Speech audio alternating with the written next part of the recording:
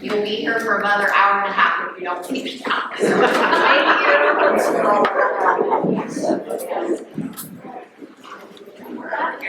Okay, we'd like to hear from the CM High School Student Council representative for an update.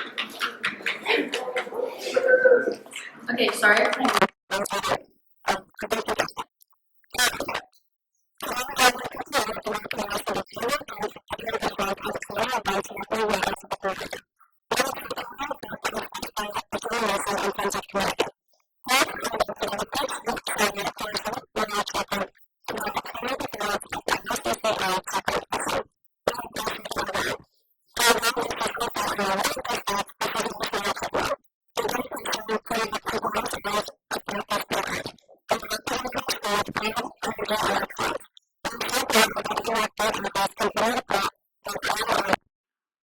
Another big congratulations goes out to the Civic Memorial Boys bowling team for winning the regionals. This accomplishment is proof that their focus, perseverance, and commitment to improvement throughout the season. Winning regionals is not easy, and their success shows what can happen when teamwork and determination come together. In addition to celebrating our teams, we were also very excited about some fun changes happening at CN. Turf has officially been renamed the Snowball. While the name has changed, the concept remains the same. The chance for the students to come together, have fun, and create memories. The Snowball keeps the spirit of Torp alive, making it less like this traditional Sadie Hawkins dance, while still keeping what makes it special. Lastly, on March 10th, CM will be welcoming a speaker named Brad Erdig. I think that's how you pronounce his name. I won't be announcing him. So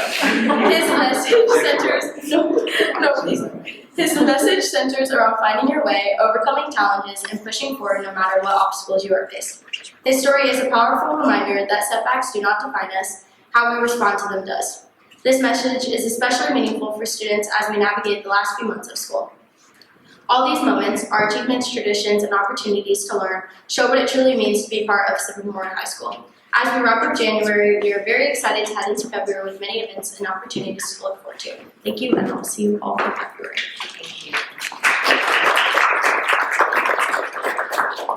Now I hear from the representative from Trimpe.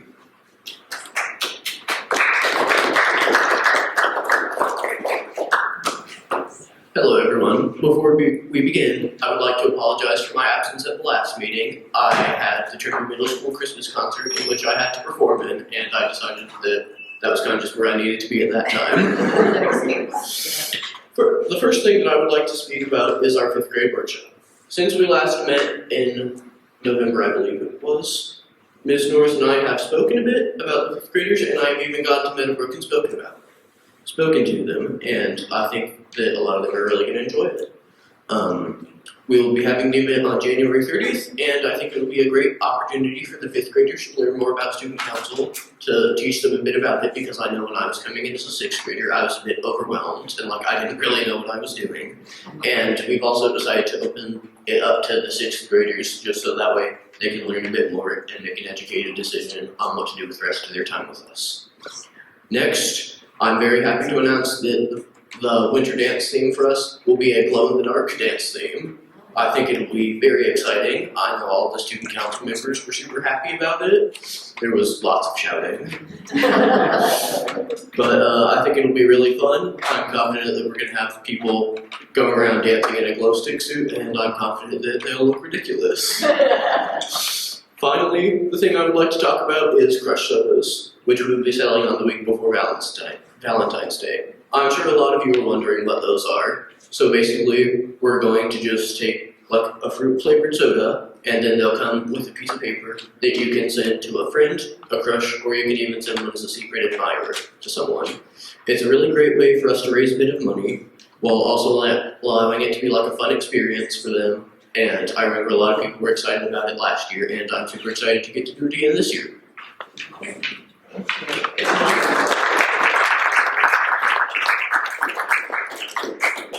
Moving right along, the presentation of the mid-year review. I'll do some furniture rearranging before I start going.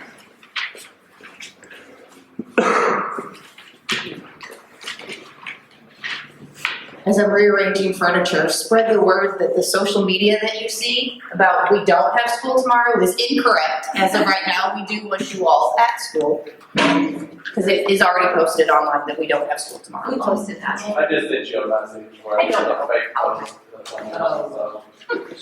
fake post. Said Hudson Potter, but I didn't. He's got the best schedule. He's on the telephone. So I am excited to share with you all tonight. My clicker will work. A little bit about the mid-year kind of checkpoint about our district data and where we're at academically and kind of overall as a district with some of the data that we look at and utilize within our buildings. So I'm going to start with, first off, is some K-12. Some K-8 data. So the first thing I want to talk a little bit about is the proficiency scores. And so if you remember back from earlier in the year when the principals were giving their school improvement plan reports and all that at the beginning of the year, there's two different things on the Illinois report card and then when we make decisions in school that we really look at. And those two different things are proficiency, so how a student is doing on mastering the actual standard that the Illinois State Board has set forth. And the other thing that we look at is growth. So one of the ways that we look at proficiency scores is through our students take the FastBridge assessment. And so they take that 3 times a year, and we then can look at that data. So what I've put together here is, I know it's a lot of numbers and it's hard to really dig in, but what we're really looking at in this information is the growth or the number of students that have increased from when they took the test in the fall, which obviously you would assume as students come in, right? They don't know a whole lot of those grade level standards. So that's kind of our baseline data, and then we want to see where they grow, and they fall into one of these 4 categories. We would love to have as many students as we can in that college career pathway, meaning they're exceeding where the standard would like them to be. But in reality, our goal is to kind of get them in that college pathway and that low risk. That's what we're really looking forward to, is having a majority of our students fall in to those 2 ranges. So as a team, we talk about these in our benchmark meetings. The grade levels look at this information. All of the teachers have access to this with their students. And so they look at this information. When I look at this from a district perspective, we have growth. We are increasing the number of students that are falling in those areas. But when I look at it again from a district perspective, it still leaves a lot of room to grow. The good news is we're only halfway through the school year, right? So really our students have only been exposed to half of the grade level curriculum. So we would expect to see a much larger growth and see that those numbers much higher in the spring. The other thing is that this assessment is given right before Christmas break. Districts, there's tons of research that districts look at when is a good time to give that district benchmark assessment. Do we give it in December, right before they leave, right? And that's what kids are looking forward to. I'm almost done. Or do you give it to them right when they come back, when they haven't been in school mode for a couple of weeks? So when's the best time? So research would support that typically you don't see as high of numbers at that mid-winter checkpoint, and sometimes you might even see a little regression in a few spots. Again, it's something to watch and be aware of, but it's not something to get overly concerned of at this point. So at the end of the year, I'll come back and show you those spring results and be able to really look at a much bigger picture of where our students were proficient. So like I said, so that's our ELA data that I shared with you. Same thing, so this is in math. When you look overall at proficiency levels, our students are meeting at a higher rate of proficiency in ELA than they are in math. Again, that is common across the country. I think I shared a little bit at the start of the year that a lot of this goes back to even with COVID, where when kids were at home, they weren't sitting at home doing math problems for fun. But even if they were just reading the cereal box, they were reading when they were at home at COVID. So that has been the trend that research has been showing across the country since COVID. But again, like I said, we know it, So now that we know better, we have to do better, and that's something that we're focusing on with the math. So like I said, growth then is what we're really looking for. And if you remember under the presentation I gave you about the Illinois School Report Card, your growth score for a district to determine how your building is doing is actually weighted much more than your proficiency score, because it's all about, are we moving students and are we increasing? So when you look at our growth scores, this is for ELA. And again, in this, you want to see a majority of your students in that green and that blue area. So again, that's that students that are making that typical growth. I love in our system, it's called aggressive growth when you look at the blue, but it really means that they're outpacing what is expected of them. So to look and see some of these, especially, obviously kindergarten is the first chart that's up there. And to see that in ELA, 50% of our kindergarten students at this point are making more growth than they're even expected to be doing, says that we have some incredible things happening in there. That's not to take away from the other grade levels that don't have that much growth. Historically too, you'll know kindergarten, right, when they come in, many of them can't even find their own name on a paper, right? We're just learning school, we're learning that. And this mid-year point is when you really start to see kindergarten take off and soar. But like I said, we're constantly watching where those groups are in that growth, because that's what really matters. Are we moving students?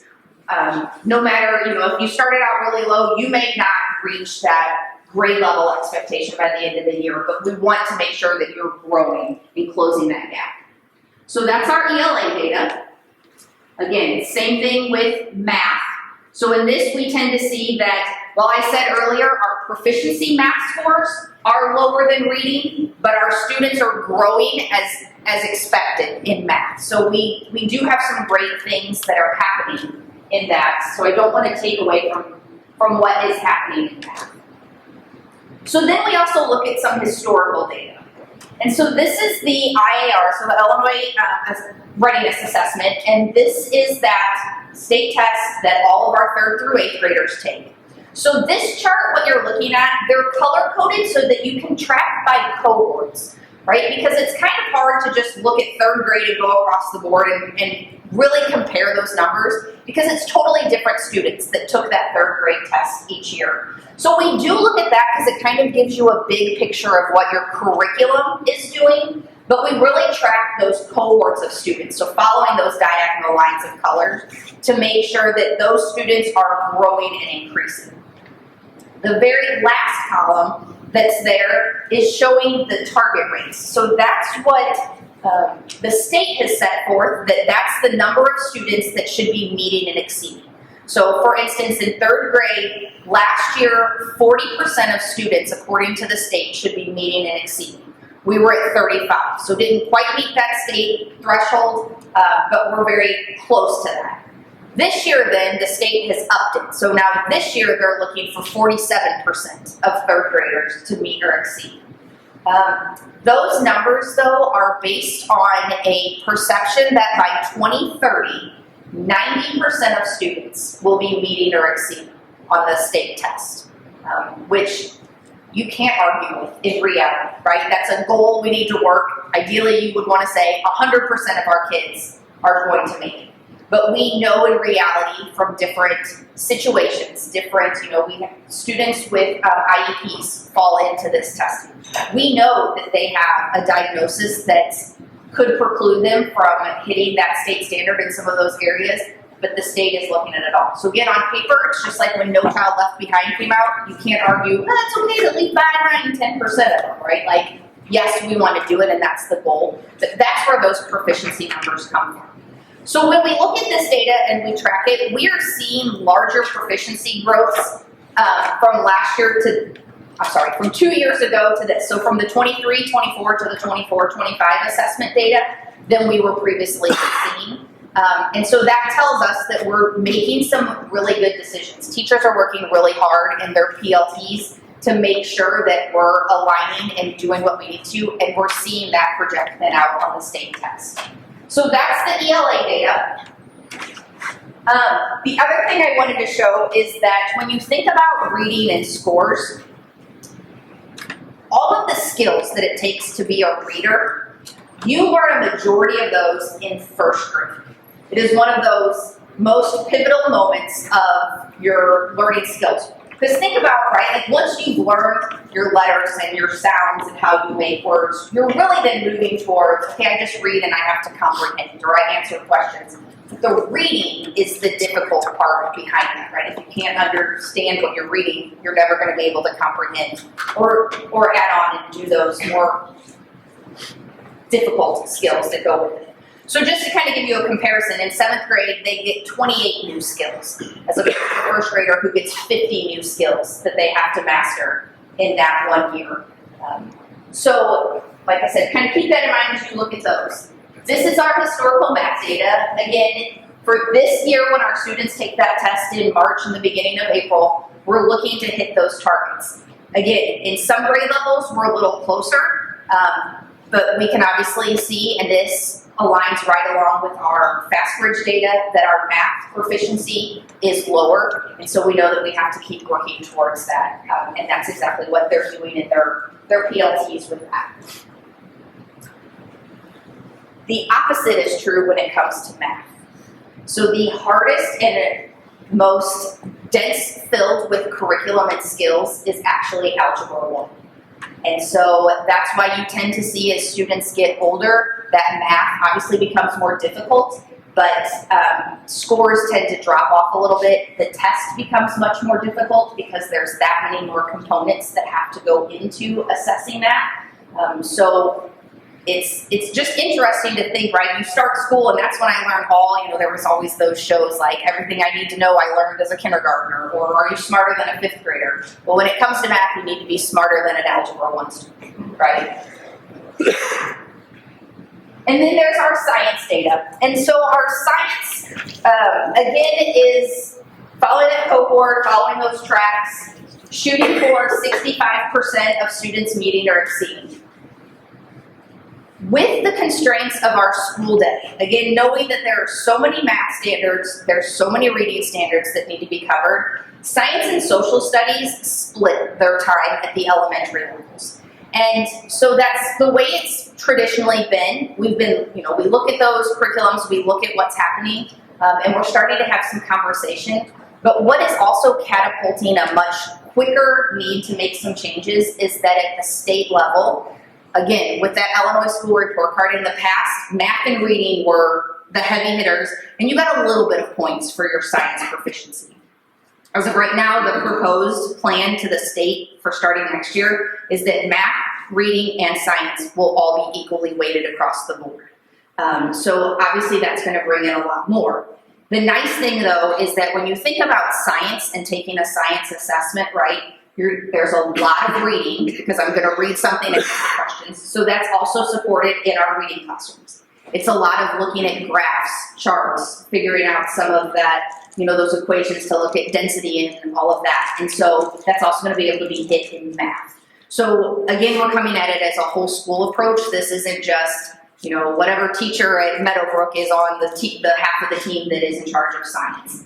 It will become an everyone, and we will dive in it together. But we're going to work on setting some clear parameters of ensuring that we are hitting all of the areas that we need to get our scores up, but to also make sure then that we're in that even playing field with everyone else when it comes to the school report card. So for 9-12 data, again, we're going to look at some proficiency scores. The scores that we pulled for them is off of the Horizons, the Progress Learning, it used to be called Horizons, the Progress Learning Test. And this is, if you remember, Mr. Newell presented his graphs with, you can see all of the change in growth. So this next set of data is really nothing new other than Mr. Newell had very nice bar graphs, and I just have them in the same format that all of the other ones were. But like I said, again, it's that same concept of we're looking at those above and those proficient students and seeing where that growth happens. One of the things that as you were looking at this data might have jumped out to you is that 9th grade English score, and in the fall we had 0% of the students above, and in the winter we were at 4%. The one thing that you think about is in 8th grade, so that 3rd through 8th grade test has an ELA component, but 98% of that test is based on reading a story and answering questions. When you get to this, it's now flipped into looking at actual English side because there's a whole separate reading portion. So you're really looking more at conventions of grammar, and you're looking at picking out the definitions and things like that. So it takes on a different component. The other thing is that it is set up completely different. This test models the ACT. Those questions, just the structure of a question is set up very differently than the structure of an IAR question. And so it's again just that typical transition. That is by no means to take away from the hard work that was obviously put in by these departments at the high school and all that they do to take into it, but it does kind of explain why those scores might have started off so low in the fall. The other thing, or as you were looking at these, if some of them popped out, there were a couple of technical issues when they were taking the test. Mr. Newell was getting text messages about, a couple of kids lost it, and then, the whole class went down now. So the data is a little bit skewed for this winter one, but again, that's why we also will have a spring one to be able to compare where they started the year to where they finished. So this is just a reminder of where those skills were for ELA. And then again, this is the math data. Again, kind of follows along that same trend that we were seeing with that. And then just to kind of give you a better picture too, that geometry has 26 skills, and then the algebra one, and then it drops back down in algebra 2. So if you have children, if you have neighbors in algebra 1, be nice to them. They've got a lot on their plate right now with that. And then science. Again, this kind of falls along with it. Mr. Newell and the science team, he shared with you last month about their new science pathways that they're building, and they're realigning with those pathways, and so we will make sure that those hit all of the areas that we need to be able to up that growth, so that they also can hit that 65% target that the city has put out. And then there's our ACT data. So just like we looked at that historical IR data, unfortunately there is no historical ACT data because the state kept changing the high school test. But so to just kind of give you a quick glimpse that those are the scores for the 24-25 year, and then the target of where we want students to hit. And so,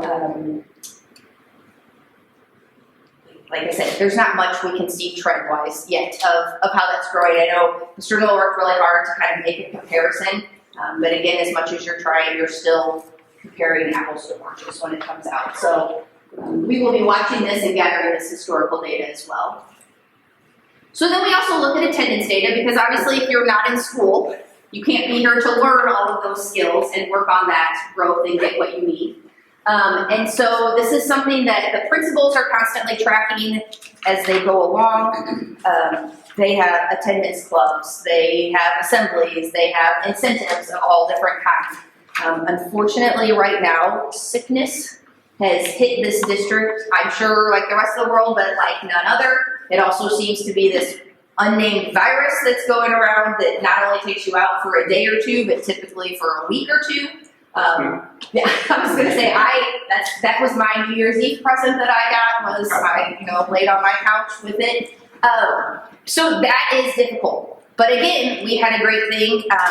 Bill has got the custodians doing some extra cleaning. So we've kind of gone back to some of those COVID procedures where we were doing some extra cleanings and using some of those different chemicals to kind of help when you're coming that you're safe. So obviously we want students to stay home if they have fevers, if they were vomiting within the last 24 hours.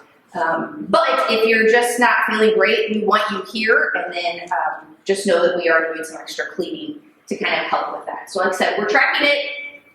We're getting close to where we ended last year, but again, we have a half a year left to go. So hopefully once this bug goes through, we can keep everybody in school, and that will start upping those attendance rates as we go through.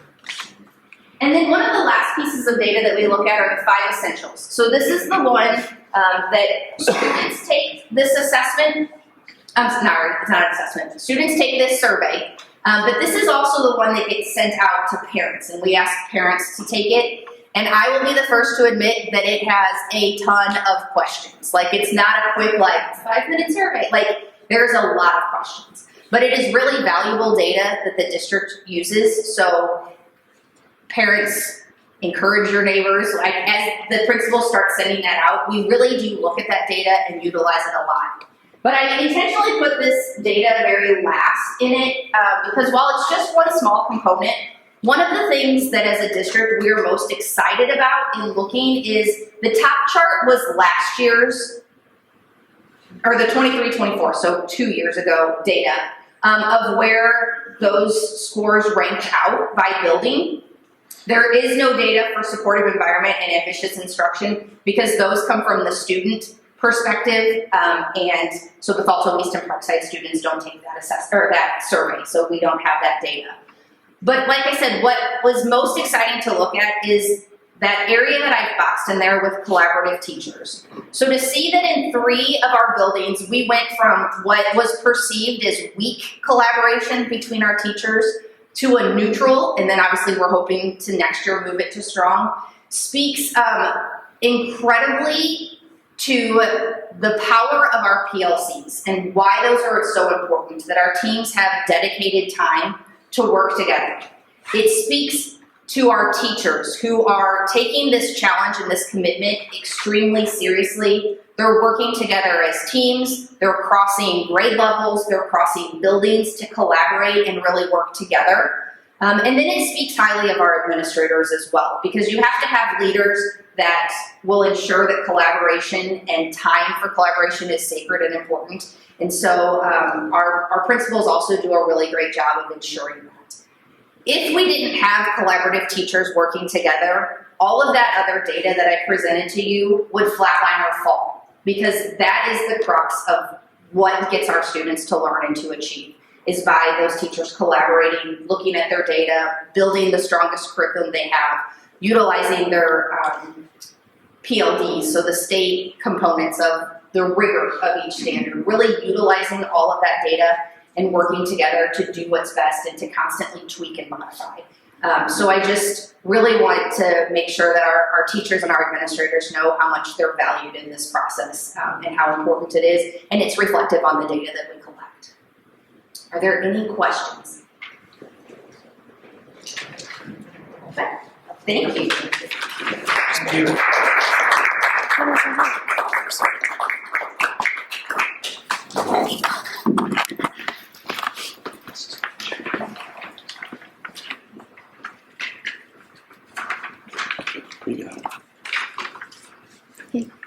You can still hear it, right?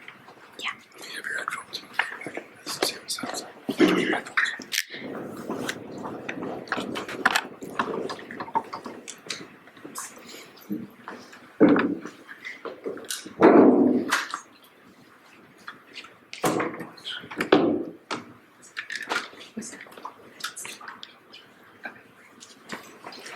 I have a video. I guess I should have. I just got up. I should have waited until you told me to get up. I have this video in my presentation, and I'm all worried that when I get there, I'm not going to be able to do the sound. And so I'm waiting. I'm like, Tyler, help me, because as you know, technology is not my forte, but that's all right. All right. So I'm Jen Weber, Special Education Coordinator. The only person I don't know in the room, but. When I thought about what my presentation was going to be on tonight, I thought of several things, right? So last year I talked about data and our scores from the state, which I find very fascinating, but I thought maybe 2 years in a row you all might appreciate something else, and our scores haven't changed that much.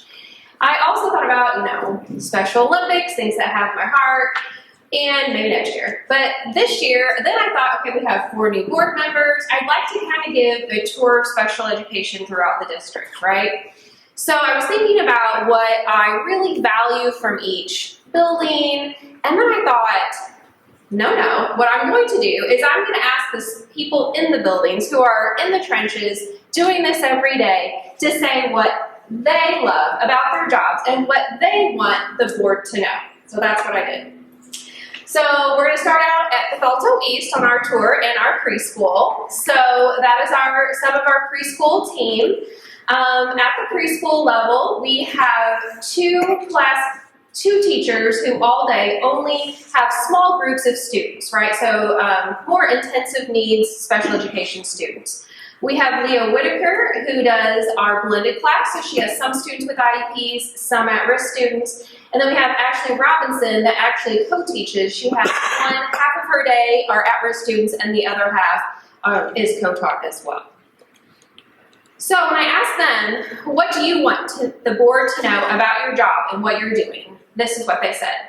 Through inclusion, students learn through play alongside their peers with diverse abilities, forming friendships and developing the communication, cooperation, and self-regulation skills that will support their academic and social success in kindergarten and beyond. So I included some pictures there. So each student comes for 2.5 hours, and a half an hour of that is everyone together. So our teachers do a fantastic job of making sure our students learn those play skills and help one another. And so you see some of those pictures there. They just do a fantastic job of getting our students into regular education as much as possible. So our supports at Bethalto East, we have our speech pathologists up on the left, Mal, Brittany, and Brooke. And we have social workers and psychologists there. And so I asked them kind of what they wanted me to share. So our speech pathologists, Mal and Britt, both work in preschool pretty much exclusively. And recently, we're really working on teaching our students skills, those skills that they need to come in and learn to what is the expectation in the bathroom? What is the expectation walking down the hall? And those two have just come up with some fantastic ideas, and they did a Little Eagles boot camp when they came back from kindergarten, and fantastic. They were so excited. The teachers got ideas from them that they're continuing to use. Of course, they're working all the time on getting our students to talk and communicate, so they have also some visuals to help our students. So I wanted to make a shout out to them. And then Maddie Duncan, who's our new school psychologist at Bethalto East. She was our intern last year. She had our shout out to our benchmark process. So several times a year we sit down, both special education and regular education, to talk about all of our students, working on all that data that Alyssa just shared with us. And she said that she was so excited after our last benchmark meetings. We just finished up this week. The thoughtful, intentional conversation, student-centered, data-driven, and solution-oriented. And it was fantastic. It's such a good time for all of us to be in the same room, problem-solving about kids, seeing what teachers need. So I love that. So continuing our tour down the hall at Bethalto East, we have two co-taught classrooms, one for kindergarten, one for first grade. And this is where our special education teachers push into the classroom for the majority of the day. They do, as you see Miss Wimberly there on the right, they do pull small groups throughout the day, but the vast majority of their time is in that regular education classroom, supporting all students, and especially those we have already identified. So Mrs. Wimberly is talking about the new OG program that we've dedicated a lot of funds and time for our teachers, these reading, and she's saying how much she appreciates this hands-on, multi-sensory. She had some examples too with sand and things like that, and she just loves having that instruction and that small group instruction, watching her students grow. So, fantastic. Then we have two instructional classrooms. These are students with a little bit more significant disabilities. Our instructional classroom is there on the left, Gina Schmidt, used to be Gina Rookie, she's a Bethalto grad. And on the right, Liz Claire, and she is our EC classroom, which is more of a life skills classroom. And the two of them provided me some pictures, which I thought were adorable. And both of them sent me one thing that they wanted you guys to know. One was just that the regular education teachers and the regular education classrooms that these students push out to have been so overwhelmingly welcoming. I hear that time and time again. Our special education program is successful because of our special education teachers and our regular education teachers, because we have so many people that see themselves as part of that team. Can't say enough good things about both staffs. So they are really spending a lot of time in regular education, as students can tolerate. And then the other thing they wanted you to know is, we spend quite a bit of money on our curriculum.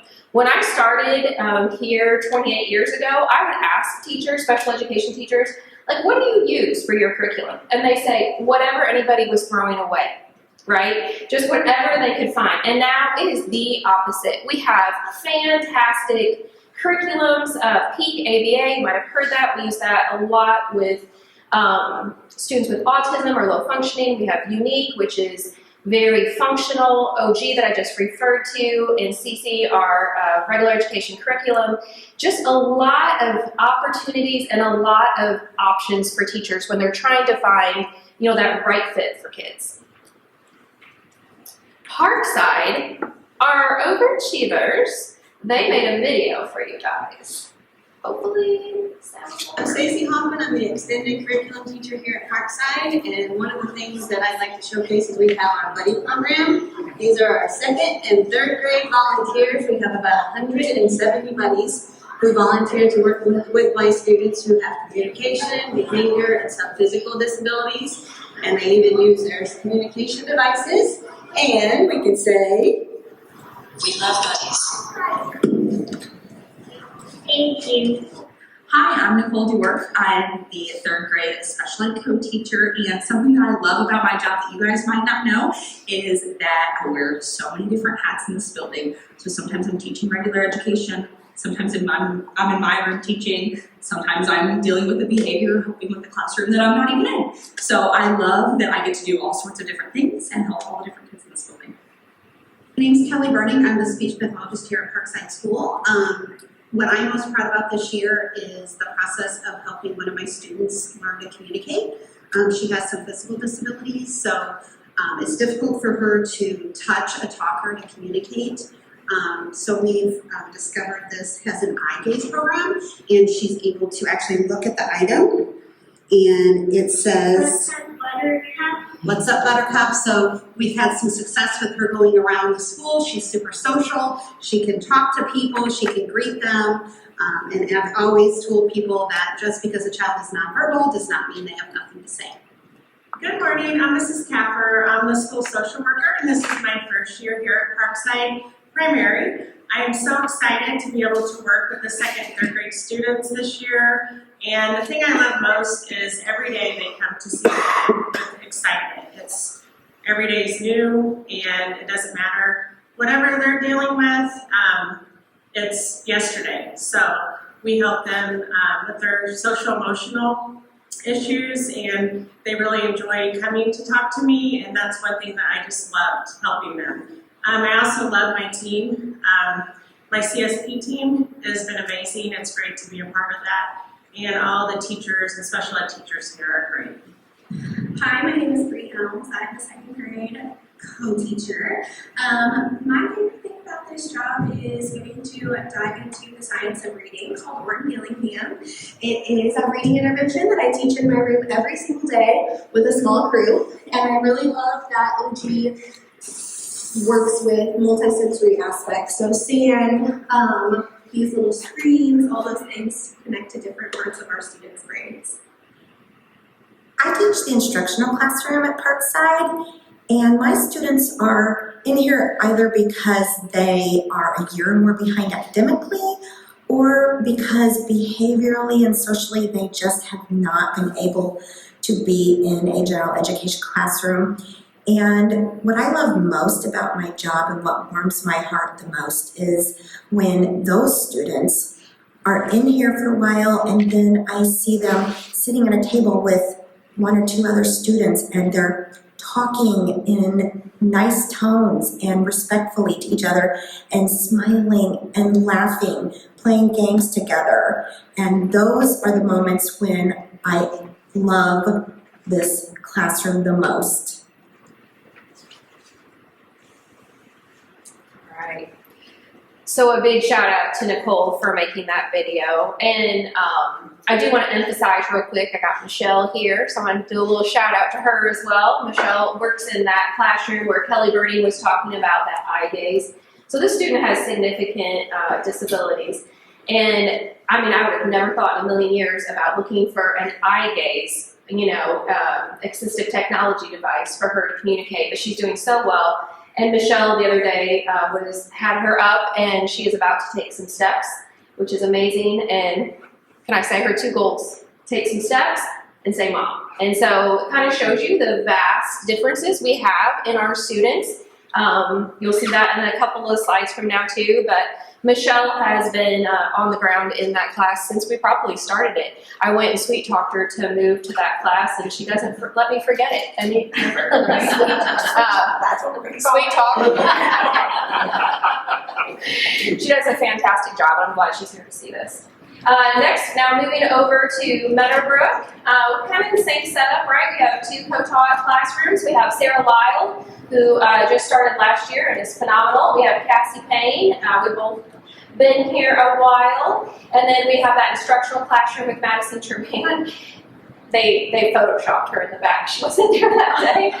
And then our EC or life skills teacher, Madeline Ellers, now Ricky. So then our fabulous support staff there on the bottom right, our school psychologist, Lizzie Wells, our intern, hopefully psychologist now, Emily Aquaviva, and then Mallory Welch, our speech pathologist. So some things that they said, as far as, first of all, those co-teachers, they felt like departmentalizing that happened several years ago has been very beneficial for them as far as seeing the students pulling out with scheduling, and really feels like it's preparing them for Trimby. Again, the interventions, materials, and curriculum, like I said earlier, we've come a very long way and appreciate the district support and all the materials and curriculum options we have for our special education teachers and students. They want to give a big shout out to their paraprofessionals. They feel like they really work as a team. And then the last one, the PLT time. They feel like now they're really able to meet together, to problem solve about students, and just work on the interventions as well. And they even said that one of their favorite things is their monthly meetings with me. I think they're just trying to be nice, but I'll take it. And then the EC, or our life skills classroom there that Madeline Ricky does, I really, this also shows just the range of abilities we have in our classrooms. We have students that are running the recycling program from her classroom, and then the next example that she gives is a student that she's so proud who is starting to use the bathroom independently. So you can just see the wide range of student needs that we have. And then I love this last example. She's so excited because one of her students uses sign language, and so the regular education classroom that he is in, they write down a word, the regular education students, and then that student comes in and teaches the class. How cool is that, right? How cool is that? Also teaching those regular education students some great life skills as well. All right, moving on to Trimby Middle School. Today, I spent most of my day today at Trimby, and so I said to them, love your special education train picture. I didn't know what that was. And they're like, Jen, that's our prom pose. I was like, I would have never guessed. But anyway, they were super proud of the picture. So again, we have a life skill program there. Melanie is out on maternity leave, but I included her on that bottom picture. And then we have 2 6th grade teachers, 2 7th, and 2 8th. You can see their names there, and they share the responsibility of co-teaching and instructional classes. Another shout out here is to Eagle Academy. This really has been a couple of years, but I feel like we're really getting it down. I'm sure that Laura would agree. Sarah Anderson is that teacher, and her assistant Josh. We've had some super success this year. We had our benchmark meetings there today, and really excited about some of the things that we've talked about. One thing that's difficult is sometimes we have students here at MGC, it's hard to get them back into Trimby. Hard to transition them back. So Eagle Academy has been a great classroom for them to kind of spend a little bit of time and then more and more time in regular education. So we've had 2 students that were transitioning back from MGC to Trimby, which is awesome.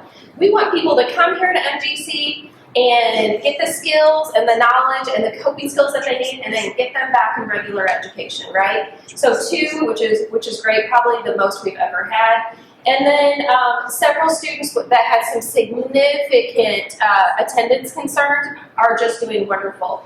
One student, I don't think he's ever had more than maybe close to 50% attendance, and he has been there since we've come back every day but one. And he loves school so much and wants to be there that he has figured out how to take public transportation to get here when he misses the bus or he doesn't wake up. I mean, Shelby dealt with him last year. I bet she can't even believe it. I mean, I'm not sure I've ever seen such a turnaround in a student. So, and that is very thankful to Sarah and Josh. Our support there at Trippy, we have our social worker, Eileen Broski, and our school psychologist, Julie Baker. Julie also services the high school. So just a few things. Each grade level kind of had their shout out of what they wanted me to share. 6th grade, I love how their quote was about they feel like what they want you to know is how hard they work with students on getting them to advocate for their own needs. I think that is an awesome thing because that's what they need for life, right? We have students with, significant social or academic delays, and they're really working on that, which I think is fantastic. I have so many 5th grade IEP meetings where the parents are scared to death of the middle school, and I promise them they will be fine, and that is showing why. 7th grade, we've had some major reading growth in 7th grade. For three students made more than a year's growth in one semester. That is unbelievable, especially at the middle school. So super shout out. And then our one teacher is new to our district, and I had to add this because she came from another district and I think was really excited to start fresh. And so when she said she loves the co-teachers, the admin, the students, and generally that she loves her job again. And so, that warmed my heart so much that she is so happy here. 8th grade, I won't read all of them. I'm sure you guys can read them. Some shout outs here are that every single one of our 8th graders passed the Constitution test, so they were super proud of that. They're also thankful for their skills classes. So our students with IEPs, one of their encores is a skills class where we work on reading and math, and the teachers talk with the students about areas that they're interested in, and then we try to find someone from the community that can come and talk about how did they become a forklift driver or a hairstylist. So Wendy Hannaford came to talk about the hairstylist. Oh my goodness, everybody was so excited. She brought samples and they were all just beaming the rest of the day. We also have a plumber coming. Mr. Potter is coming as well. So super excited about that. It's just so exciting to hear the students afterwards like, hey, I could do that. We also take them to Lewis and Clark and really talk to them about next steps. I have one more too. High school next. This is a picture from, I believe, the beginning of the school. There's all of our fabulous teachers there. And a few things that they wanted to shout out. Of course, we have used to be called STEP, now it's PECT. It's our program that really helps with job skills and those next steps. We have our Corner Cafe. If you've never been there at the high school, please stop by sometime. We sell coffees, cookies. We've expanded to some other things as well. We've bought minivans. We have bought curriculum. We have bought new refrigerators. A lot of people like those cookies and coffees. But more than anything else, right, we have students that are learning great job skills. They are learning about hygiene, they're learning about cash register skills, they're just learning all sorts of things, so it's so exciting. Also, you guys, we had our unified bowling that did so well. Special Olympics is another thing they wanted to shout out, and then the field trips. We're trying to do more and more of getting kids out into the community. Part of the IEP process is having somebody from after high school, either it be Lewis and Clark or Goodwill or something like that, where students can have opportunities after high school. So they do a really good job of inviting people to that.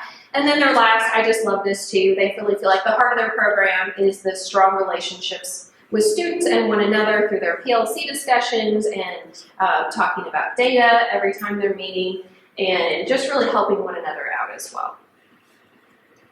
Bethalto University, close to our hearts up here. We love our 18 to 22-year-old transition program. Right now we have 4 students in the program. They get out into the community. They also run our entire Twigs program for the district. So students that might need a little extra food over the weekend, they package 118 bags a week, I believe, and then deliver those to the school so that students can have a little extra food on the weekend. They're super proud of that. They work in our mail room and just really bring joy to our central office. One thing that I don't usually talk about too, I don't know why, but not all of our students are able to be educated in this district. And so sometimes we have situations where we have to have students attend outside of our district. Right now we have close to 20 students out. That is the highest I think we've ever had. We've had a lot of move-ins with significant IEPs. So we do have students in our Region 3 programs. I listed those there. William Bedell, ARC down in Wood River, had several move in from there. And then we have one student at Hope Academy. So that is it. Any questions about special education? You know I could talk all night about this.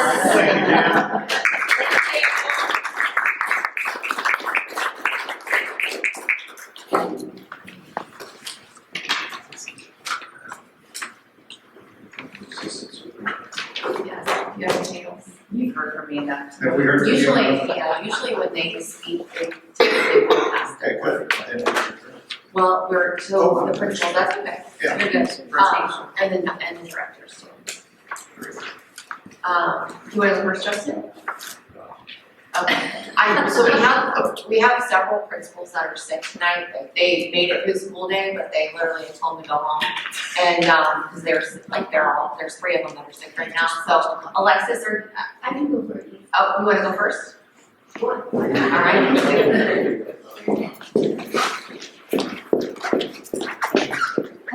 Nothing can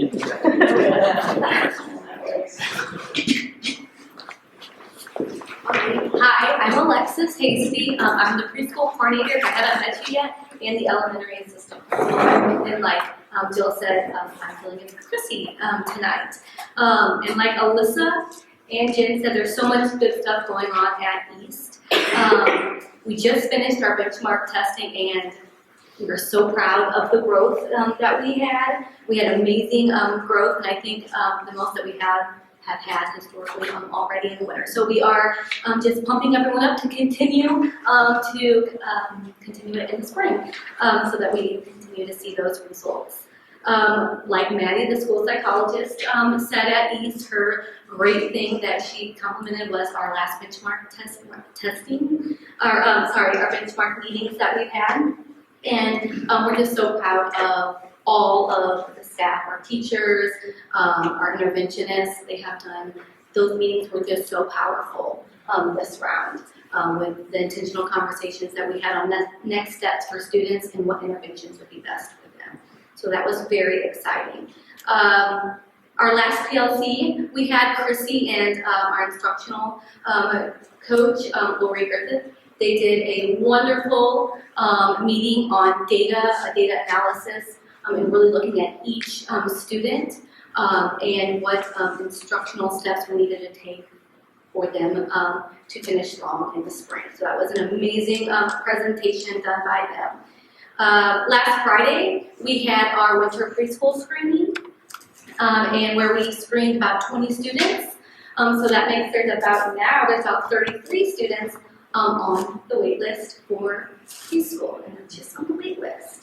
Some are still waiting to be screened. So that's going fantastic. And then a shout out, next Friday, we have our Activate Kindness Assembly. It's our PBIS behavior incentive that we do, and our PTO is sponsoring that. So come on out. That's it. Any questions? Thank you.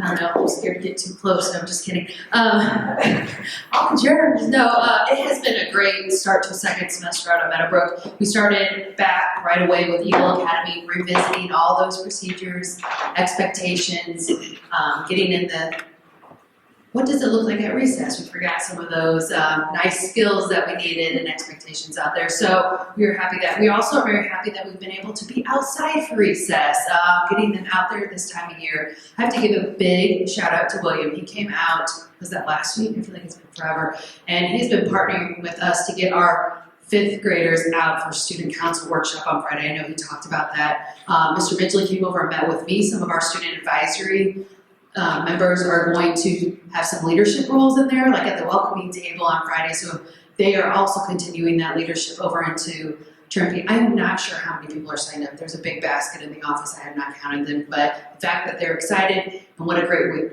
way to bridge that gap.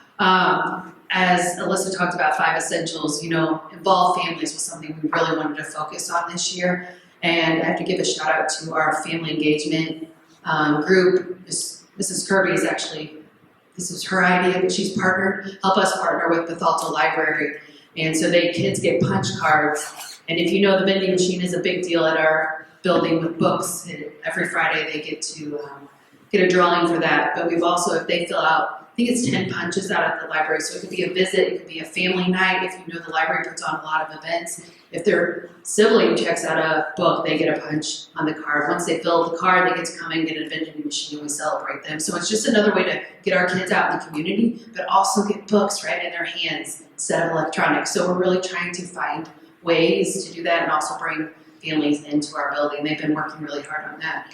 As you know, our lovely IR is right around the corner, so we have been meeting with tech coaches. Accommodations are going in for our students, scheduling, trying to figure that out, and really excited. I mean, I'm excited for IR, right? Nobody loves it, but it's exciting to see that teachers are getting excited to see what our students are able to do and really shine on that test because we have a lot of great things going on there. And I'm super proud of our PLC process going on right now. Last week with PLTs, we have teachers having some tough conversations, but great conversations. They're looking at assessments right now. Is it to the rigor we need them to be, that depth of knowledge to where we're raising test scores, but we're also getting them ready for 6th grade or 7th grade and moving them up. It's only going to help along the way. So I was excited to see that collaboration going on, and it shows with our 5 essentials, but also just helping each other. We need each other to keep this going. So, but things are going great. And where is my next one? Oh, there you are. All right, thank you guys. All right, I know William was very excited. He asked if he would be excused from the first part of the day to go to Meadowbrook, and I said, absolutely, we'll code that as a field trip for you, so you're good. So thanks for going over there and talking with Meadowbrook, and thank you, Ms. Norris, for the opportunity for him as well. I'm sure he did, and always does a great job. I know Jen spoke about it, but we had a really good special ed benchmark meeting today, and really, really good conversations. And like she mentioned, we have a person that came from a different district that is just thrilled to be here and loves how we do things here and just has a whole new love for teaching again, which is great to hear. As Shelby mentioned, we are also preparing for the IAR assessment coming out. We'll be taking that March 31st, April 1st, and April 2nd. We had our first testing team committee last week, working that schedule, getting students put in the system, all that fun stuff. And then we are really excited and hoping the weather cooperates, which it's going to. On Wednesday, January 28th, we have Corey Greenwood coming in as our guest speaker. This is an all-school assembly. We haven't had one for quite some time at the middle school. We've really been trying to build up our activity account so we can afford one, and we're ready now. Plus, he gave us a great discount because he's already going to be in the area at some Missouri schools. So Corey teaches students about resilience and tools to overcome challenges and pursue their dreams while creating a positive school culture, and we are super excited. And like I said, the weather is going to cooperate, and we will be in school in session on Wednesday, January 28th. So no e-learning or snow days on that day. Awesome, thank you very much. All right, so my daughter's texting me, what's the chance of a cold day? She wants everybody to know Lewis and Clark has a cold day. I said 20% right now, so that's too high. All right, so we all are in the midst of scheduling for next year, getting our students enrolled. We have 8th grade day planned on February 11th. The 8th graders will be coming to visit the high school. February 10th, we have a parent meeting that will take place. And new this year, our counselors spearheaded by Ms. Powers will be doing a scholarship session for senior parents on Happy Summit because we know scholarships really start to pick up in about February. So she wants to run a little clinic for parents so that they understand the process of that. So I think that'll be a nice addition for our parents. As Dr. Smith mentioned, we just went through our practice ACT. We're prepping for that. We have about 90 juniors in ACT study hall just to work on math skills because that is one of the most difficult pieces of it. So we are unbelievably excited to get students up and going from there. And believe it or not, we are already working on countdown to graduation. And I look at you guys because those plans start now because we are working on the new Latin honor system, how that's going to flow, getting students involved. So all that planning is taking place. Lastly, I'm super excited to announce, because it doesn't happen very often in CM history where we name something after somebody, right? But this will take place in February. We're finalizing the date and time, but this is a legendary teacher, administrator, and community member, and he is getting notified about it tonight, is that the Civic Memorial High School Student Commons will now be officially in February named the Willard Wallace Student Commons. As many of you know, Willard's dedicated his time, former teacher, former principal, and picking up trash on the side of the road, baby. He is all over the place, giving back to the community.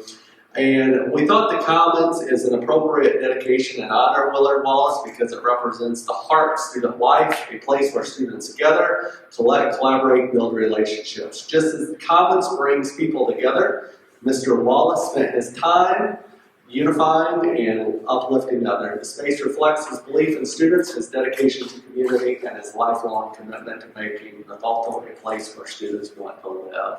So we will be sharing more information with you. Super exciting opportunity because this doesn't happen very often. Thank you. Thanks, John.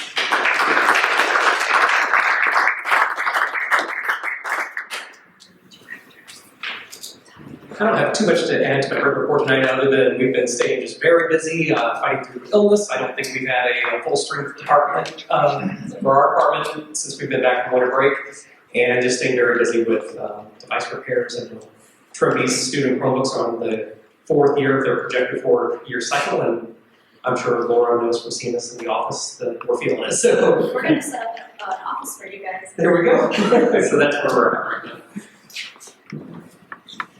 We are just gearing up for a long weekend.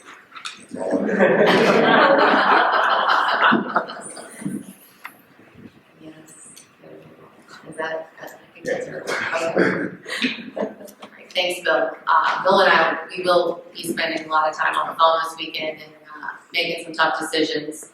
I was alerted, I've been on my phone a lot, there was actually a message that went out on social media saying that school was canceled for tomorrow. It was like a fake news, AI generated message, and I was panicking a little bit. I'm not gonna lie, I'm gonna send something out when the board meeting is over to make sure kiddos know, oh no, we have school tomorrow, we will be here.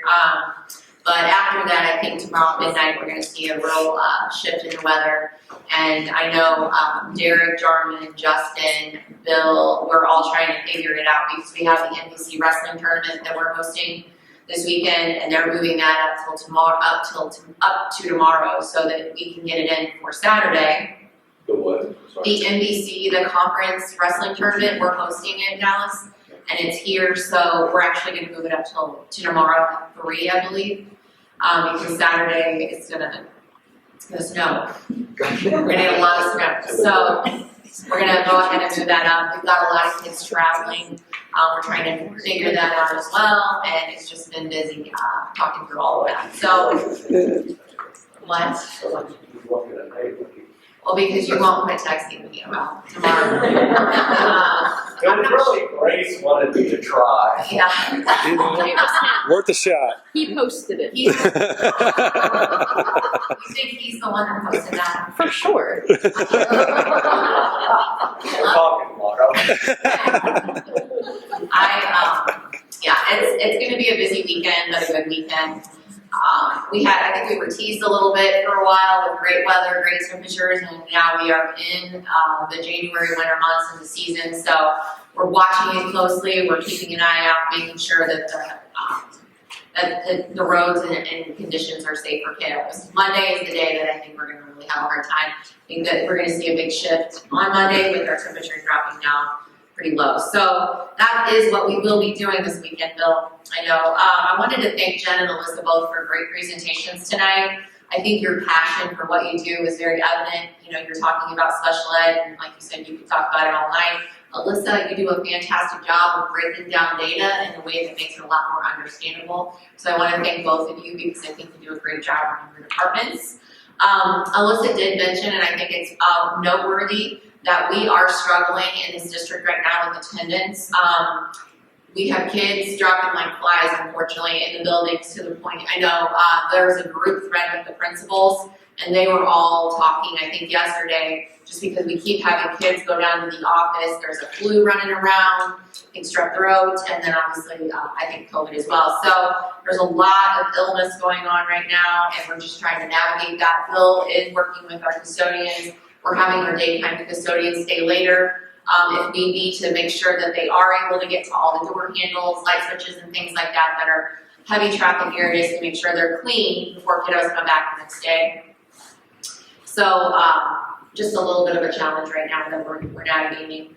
One other thing that I wanted to bring in, and Alyssa touched on this during her presentation, but there is a concern, a significant concern, and even a little bit of controversy, I would say, with the new accountability system for assessment, which you heard her talk a lot about today, with the IAR being shared by the Illinois State Board of Education, and the feeling that maybe they didn't take a lot of feedback into consideration. People spend a lot of time on those things. And so I'm going to meet with the state superintendent along with others across the state at the University of Illinois Springfield next week. I believe it's on Wednesday morning.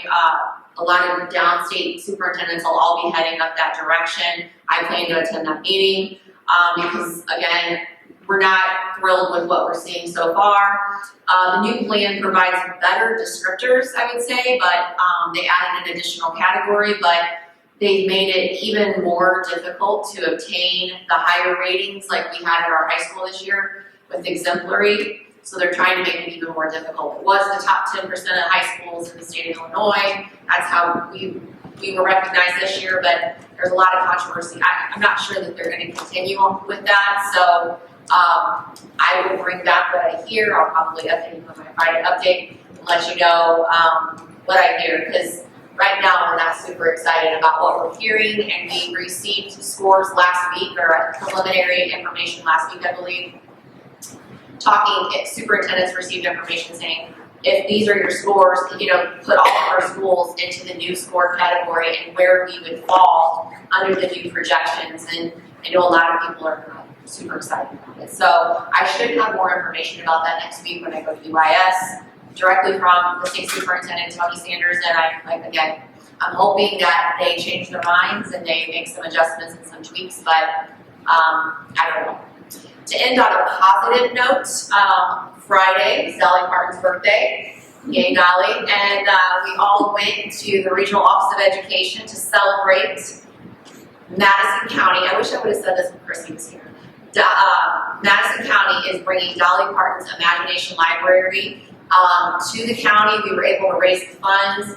And we kicked off the link went live on Friday. So anyone could sign up that has a kiddo who is 0 to 5. And Rob Warden sent out an email, I think yesterday, letting us know that 2,500 kiddos have signed up already for the Imagination Library. You might have seen our little video that we did with the Parkside kiddos and Mr. Palmer's class got one of their information. But we've raised enough money to sustain our program for a couple of years, and then the county is also working to try to generate funds to help with it as well. And I just want to publicly thank Christy Baumgartner. She used to be the superintendent of all the school districts. She retired. She's a fantastic leader. She's leading this charge in our county along with Trish Blackard. Trisha is at the Regional Office of Education. She's the assistant superintendent up there. And I just want to give them a public shout out for bringing this to our county. It takes a lot of time and effort to organize something of this magnitude.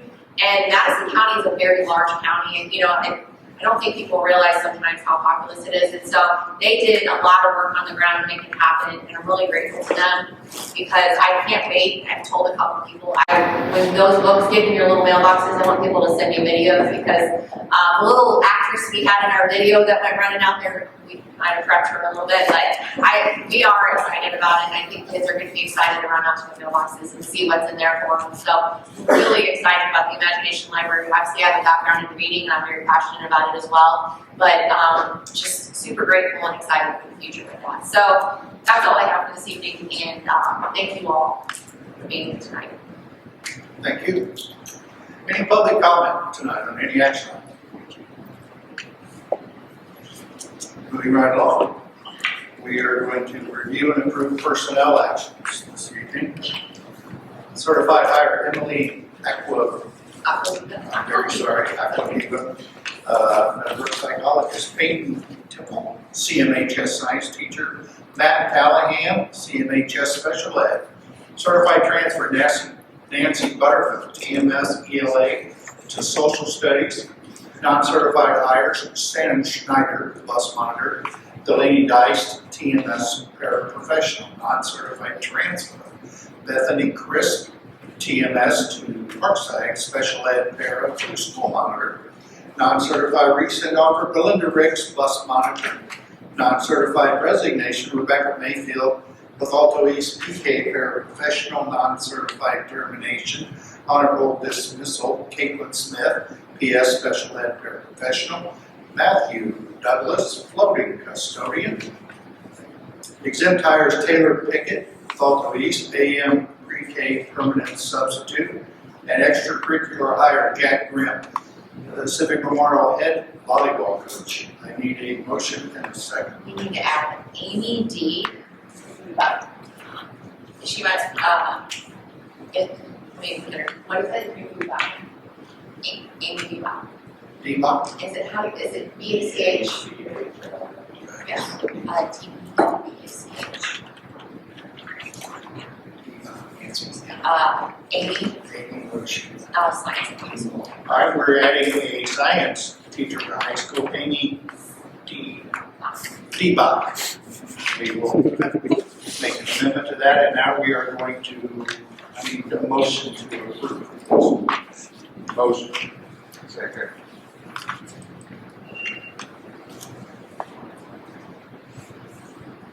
Roll call. Kirby? Yes. Richard? Yes. Zimmerman? Yes. Potter? Yes. Rosie? Yes. Vogel? Yes.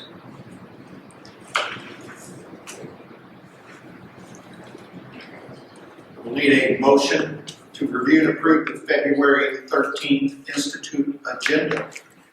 Motion. Roll call. Kirby? Yes. Richard? Yes. Zimmerman? Yes. Potter? Yes. Rosie? Yes. Vogel? Yes. I'd like to review and approve the TMS Student Council Convention scheduled for April 17th and 18th of 2026 in Springfield. Need a motion? Motion. I'll second. Roll call. Kirby? Yes. Richard? Yes. Zimmerman? Yes. Potter? Yes. Rosie? Yes. Vogel? Yes. I need a motion to review and approve the updated energy resolution. Roll call. No, wait. Motion. Yes. I'll second. Thank you. Roll call.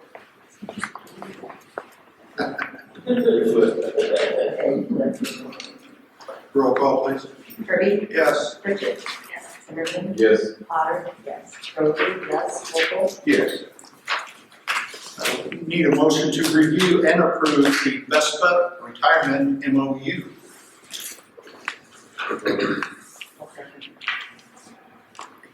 Roll call. Kirby? Yes. Richard? Yes. Zimmerman? Yes. Potter? Yes. Rosie? Yes. Vogel? Yes. We'll be taking a motion to review and approve the following board policies. This is the second reading. Section 7-140, search and seizure. Section 2-120, board member development. Section 2-150, committees. Section 2-270, discrimination and harassment on the basis of race, color, and national origin prohibited. Section 410, fiscal and business management. Section 430, revenue investments. Section 480, accounting and audits. Section 4-140, waiver of student fees. 4-190, targeted school violence prevention program. 5-10, equivalent opportunity, employment opportunity, and minority recruitment. Section 590, abuse and neglected child reporting.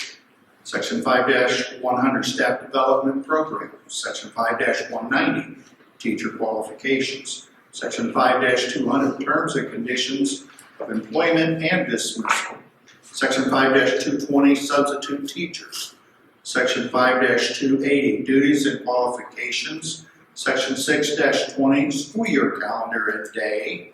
Section 6-40, curriculum development. Section 6-60, curriculum content. Section 6-160, English learners.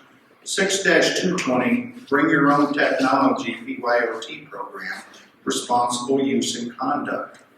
Section 6-235, access to electronic networks. Section 6-260, complaints about curriculum, instructional materials, and programs. Section 6-280, grading and promotion. Section 6-300, graduation requirements. Section 6-310, school credit for non-district experiences, course substitution, and re-entering students. Section 6-320, high school credit for proficiency. Section 7-10, equal educational opportunities. And finally, Section 7-150, agency and law enforcement request. I'll need a motion in a second. Second.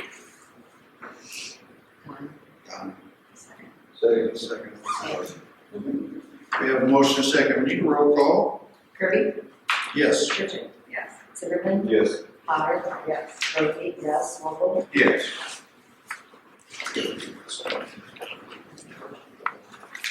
Okay, this will be the first reading. I'll do this quickly to review and approve board policies with the first reading. Section 7-70, attendance and truancy. Section 7-140, search and seizure. Section 7-180, prevention of and response to bullying, intimidation, and harassment.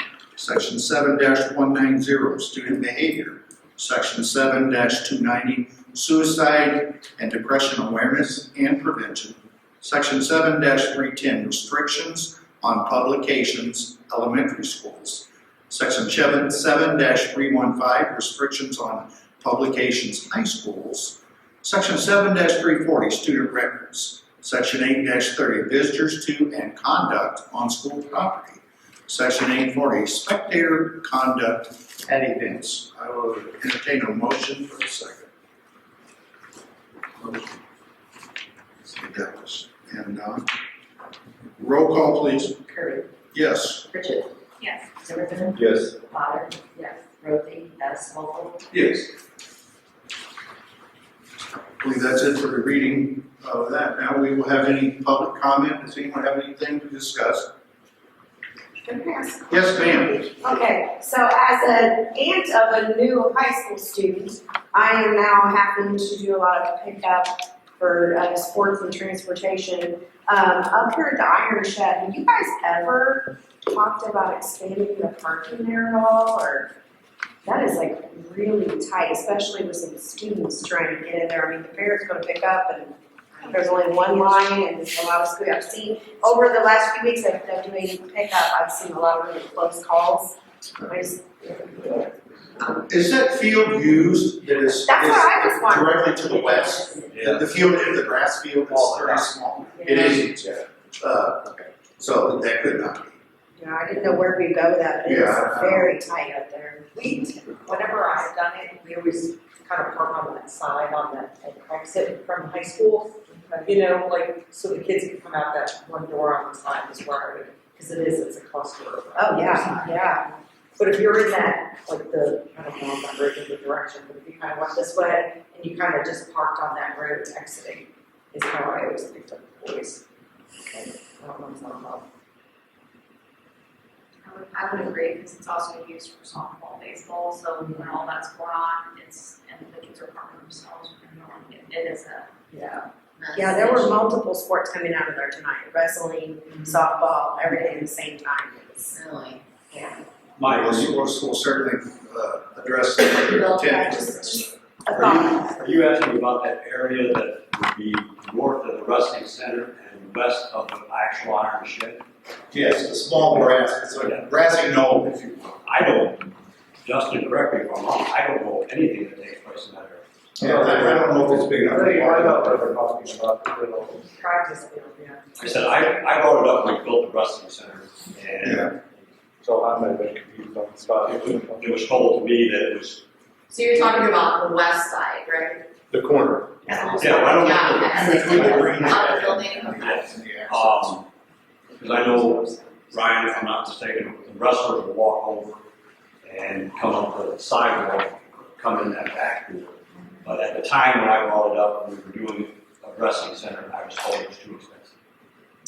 And Ryan, correct me if I'm wrong, if you walk from the high school up there, you can go the back door, but there's no sidewalk. The sidewalk from the building to the existing sidewalk would be nice. So that would probably be a game changer. The actual high school parking's not super far away, but with no access from that back, it makes it, and it gets super muddy through there. So you can- My truck's parked there right now because we're gonna move wrestling mats here in a little bit when they're done with kids practice. But yeah, if that was a sidewalk there, it'd be a game changer because you can walk and utilize this existing parking lot and hit it, not have to trek through snow or mud or whatnot.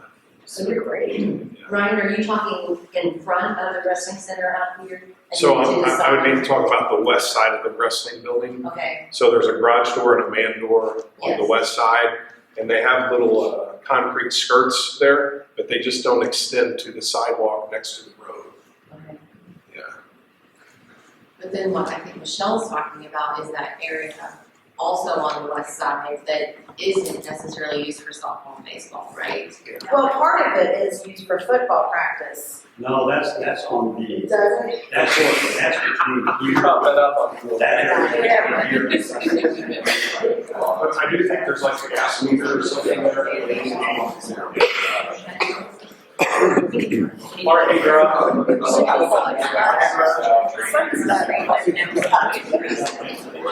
Thank you, that's a great suggestion, we'll certainly be addressing it. It's a cluster. You're 100%. I agree with That's a great idea, the sidewalk is I'm amazing. surprised they're not more active. Yeah, me as well, because I was almost one of them. We'll check it out, Michelle, we'll look into it. It was also brought to my attention about the lighting up there. So last week, we put a light on the front of the building and a light on the parking lot side, so what I'm being told. I'm gonna go by there tonight, I haven't been by there at night, but I've been told it's lit up pretty good. Okay, maybe you and I can chat tomorrow, see what options we might have, that we can bring forward for them to discuss. You could put parking under the new multi-sport facility. All right, I need a motion to adjourn, please. Motion was made and seconded. Meeting adjourned.